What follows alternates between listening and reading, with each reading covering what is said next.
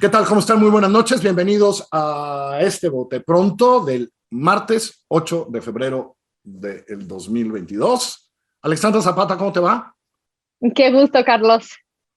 Tenemos invitado especial hoy, Jorge Andrés Castañeda. Jorge, ¿cómo estás? Hola Carlos, hola Alex, un gusto estar con ustedes. A ver, Bienvenido. Invitamos a Jorge porque queríamos hablar un poco hemos hablado en este programa ya de expectativas económicas, de lo que está pasando en el empleo. Cada vez tenemos más datos de cómo nos fue el año pasado, cómo nos va a ir.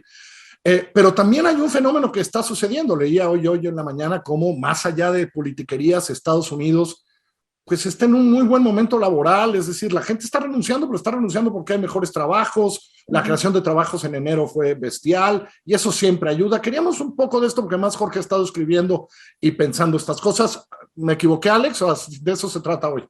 Exacto, estamos felices aquí de tenerte, Jorge Andrés. Lo que vemos es que está pasando algo muy distinto en Estados Unidos que en México, en el sentido de que parece que la economía en Estados Unidos está muy bien. Ahorita nos platicarás de la inflación y cómo juega eso. La gente se puede dar el lujo de salirse de sus chambas, tomar otras, como describías, Carlos, un lujo que no existe aquí en México. Y a pesar de todo eso, los americanos están enojados. Sienten que la economía no está bien. Un poco la confianza en la economía es lo que ahorita vemos en un panorama que no le está ayudando para nada a Biden. Incluso lo está jalando para abajo. Hay la expectativa también de que esto le pueda afectar muchísimo a las elecciones intermedias, entre muchas otras cosas, a los demócratas. Pero ¿por qué en México, estando tan mal, no estamos tan enojados? Y en Estados Unidos, que exacto, están muy bien, pero están muy enojados con su presidente. Justo ahorita que lo comentabas, me empecé a pensar en esa paradoja. En efecto, en Estados Unidos la situación económica incluso dirían que está demasiado bien. Estamos ante una situación de sobrecalentamiento de la economía, ¿no? La cantidad de los estímulos fiscales que empezaron en el proceso de COVID, tanto desde Donald Trump, pero que siguió Biden, y que incluso no pudo llegar hasta donde quería, porque se los taparon en el Senado al final, el senador Joe Manchin, demócrata, que no quiso votar al final el plan. Le ha complicado toda su agenda legislativa al presidente. Toda, pero ahorita vemos una economía americana que creció al 7% el año pasado, que para que nos hagamos una idea, eso es como aumentar México en un año, ¿no? Sí. Cuando Estados Unidos dice crecimos al 7, es agregaron un México nuevo a su economía en un año. Increíble. Contra el 0% de México.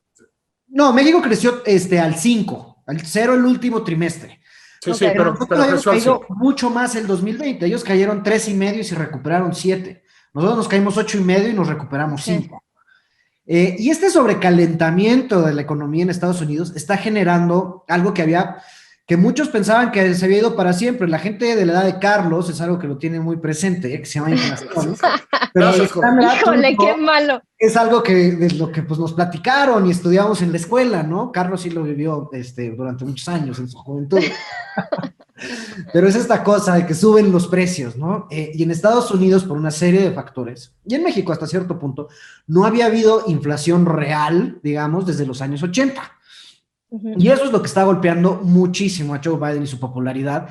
Y a su vez, lo que está llevando a la Fed a decir que va a tener que subir las tasas de interés de forma bastante agresivas. Los mercados financieros hoy están incorporando, prediciendo en sus precios 5 subidas este año, lo cual es bastante dramático partiendo desde cero. Y a su vez eso está teniendo efectos sobre los mercados financieros, sobre todo afectando a las bolsas en Nueva York, que a diferencia del resto del mundo, uno pensaría que solo son los ricos los que invierten en la bolsa. Pero en Estados Unidos hay por lo menos 50, 80 millones de personas que tienen sus cuentas de retiro en la bolsa y ven todos los días cómo están. Entonces se ha democratizado muchísimo más. Están muy enojados con Joe Biden por, digamos, esta desestabilidad económica en un auge económico, que no hay que menospreciar esa parte. Ahora, o sea, a pesar de que la Jorge, bolsa... Pero a ver, Jorge, ¿tú anticipas que estas elevaciones de tasas van a desacelerar un poco esta expansión? ¿Y qué pasaría con México, al cual Estados Unidos siempre jala un poquito? Pues sí, si estuviéramos como fuera normal y hubiéramos tenido políticas económicas que hubieran servido en el 2021, estaríamos en el mismo auge de Estados Unidos, nos estarían jalando, simplemente porque exportamos casi todo lo que vendemos a Estados Unidos y bueno, las remesas que le encantan al presidente, que ya platicamos en este espacio, Carlos. Es una serie de factores estamos intrínsecamente ligados a la economía americana, ¿no? Esta subida de tasas de interés va a frenar la economía. Ese es el propósito de la subida de tasas de interés, digamos, ponerle un mini freno a la economía, no por completo, para evitar esta inflación. Y siempre que han subido las tasas de interés en Estados Unidos, en México se ponen complicadas las cosas. ¿En qué sentido se ponen complicadas? Pues mira, la deuda que pagamos hasta cierto punto está indexada a las tasas de interés de Estados Unidos. Las tasas de interés en México tienen que subir, ya las ha venido subiendo el Banco de México, pero en una situación en la que Estados Unidos no fuera a subir sus tasas de interés en marzo, Banco de México ahorita que van a votar el jueves o anunciar el jueves, podría decidir no subir. Con el anuncio de Estados Unidos va a subir, si México no sube, se dispara el peso, porque ahí la clave es la diferencia entre las dos tasas de interés. ¿A cuánto se cotiza el peso? En el fondo no es responsabilidad del gobierno, no tiene, a largo plazo quizás sí, pero en el corto plazo no tiene más que ver con el diferencial de tasas de interés. Entonces, limita mucho el margen de maniobra de Banco de México, de quizá en la recesión técnica que estamos o no, que es una discusión un poco fútil, estamos estancados. Quizás no convendría subir las tasas en México, pero ahorita Banco de México no tiene la opción de no subir. Bien. Alexandra, empezaste planteando esta paradoja. ¿Cómo empezamos a explicarnos la paradoja? Un mercado laboral bastante sano, ya explicaba Jorge que el enojo tiene que ver con el futuro, ¿no? Mi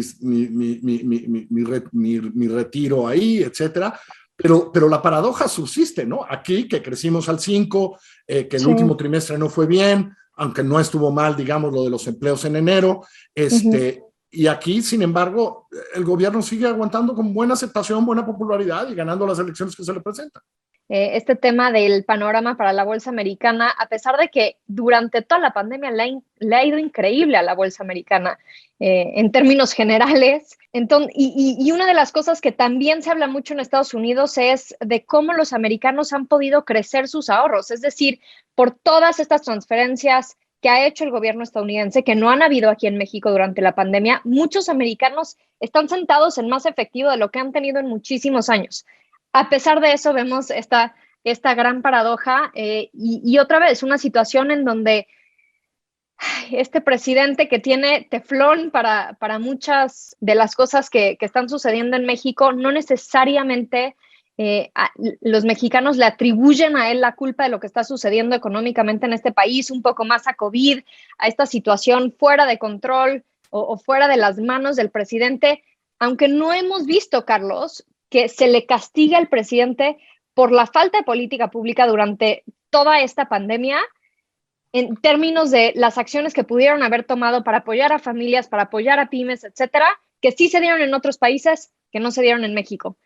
No sabría ni cómo empezar a explicarlo más allá de, lo estamos viendo también en temas de seguridad, o sea, esta misma resistencia a una caída en aprobación la tiene el presidente en el tema económico, pero también en muchos otros temas, salud, seguridad, educación, etcétera. ¿Qué herramientas, Jorge, tiene el presidente si las cosas, digamos, si suben las tasas de interés que en Estados Unidos como van a subir, si se desacelera un poco y empieza a afectar un poco más todavía esto? ¿Qué herramientas dentro de las políticas públicas del presidente, no imaginemos otras, las del presidente, qué ves moviéndose? Pues mira, o sea, la única manera que tendría el presidente de influir esto es aumentando el gasto, ¿no? Y es algo que hemos visto los últimos 3 años que no le gusta hacer. Incluso en los datos que vimos presentados la semana pasada por Hacienda, vimos una desaceleración del gasto en el último trimestre cuando se suponía, cuando ya estábamos viendo esta recesión, ¿no? Bueno, digamos, este desaceleramiento para no generar polémicas. Hubieras esperado que el gobierno en ese momento aumentara el gasto, digamos, para compensar estas caídas, y no es el caso. Lo que podría hacer es aumentar la inversión pública. Hay que recordar que la inversión pública está en sus niveles más bajos históricos. A pesar de Dos Bocas, el Tren Maya, el Felipe Ángeles, solo están haciendo esos proyectos. Antes había, para bien o para mal, una cartera enorme. Una cartera de proyectos gigantescos. A ver, esta semana, este fin de semana, todos los habitantes de la ciudad, pues nos enteramos que hubo que cerrar el sistema Cuchamala, ¿no? Bueno, yo lo había platicado contigo una vez, Carlos, estas cosas que no se comentan en México. En el presupuesto de este año, El Cutzamala dice, a través de Conagua, le dice a Hacienda, porque esos datos son públicos, nosotros necesitamos 2.500 millones de pesos para mantenimiento este año. Pues Hacienda le dijo, ahí te van 600 y hazle como puedas. Bueno, pues ya vimos lo que pasa, nos tienen que cerrar el agua. Y como son miles de proyectitos, desde el tren en Monterrey, carreteras, mantenimientos en todo el país, todo eso está estancado. El gobierno podría, digamos, abrir esa llave, y a mí me parece muy raro que no lo haya hecho hasta ahora, la verdad, porque esa es la formación de Rogelio. Pero porque está atrapado un poco también, digamos, en la promesa de no más deuda pública, menor crecimiento significa menos ingresos, ¿no? Es decir, no está fácil de dónde sacar el dinero. Así, ¿no, Alexandra? Sí, o sea, si el presidente no se quiere endeudar, si esto también se refleja en menos recaudación, tampoco hay muchos lugares de donde puede destrabar ese presupuesto público para aumentar la inversión. Pero sí, coincido con Jorge en el sentido de que esa podría ser una decisión que tome el gobierno, que sí está en sus manos en términos de generación de empleo, que también necesita México, en términos de inyectarle en la economía estos recursos que evidentemente se requieren, y las alternativas de política pública que tiene el gobierno pues, no son tantas ya frente a este panorama en Estados Unidos. ¿En cuánto calculas, Jorge, ¿no? Los expertos dicen 2% este año? Sí, yo creo que nos va a ir muy bien si llegamos al 2. Que a lo mejor no llegamos al 2, ¿crees? A lo mejor no llegamos al 2. Pero Estados Unidos va a crecer al no sé cuánto, ¿no? Pues vamos a ver, no, sí se va a bajar, pero un 3% en Estados Unidos es gigantesco. Eso es un poco lo que... Exacto. Y solo para defenderme, a lo mejor pasa que la inflación al 7% no tiene nada que ver con lo que vivimos algunos de mi edad, Jorge Dixit, que las inflaciones eran un poquito más grandes que eso, Jorge. No, sí, es decir, le pegaban al doble dígito. Sí. O sea, a lo mejor esta resistencia a la inflación tiene que ver con eso, con que lo que nosotros vivimos, los de mi edad, decías tú, y mis padres cuando yo iba en la prepa y en la universidad, eran de otro tamaño esas inflaciones, ¿no? Y regresando a lo que dice Alex, ¿dónde está la oposición para decirles de esta inflación al presidente? Porque la inflación es veneno para cualquier gobierno. Pero aquí no le están diciendo nada. Jorge, mucha suerte. Muchas gracias. Sí, suerte. Luego sabremos en qué anda. Alex, te mando un abrazo. Gracias. Hasta luego. Igualmente a los dos. Gracias.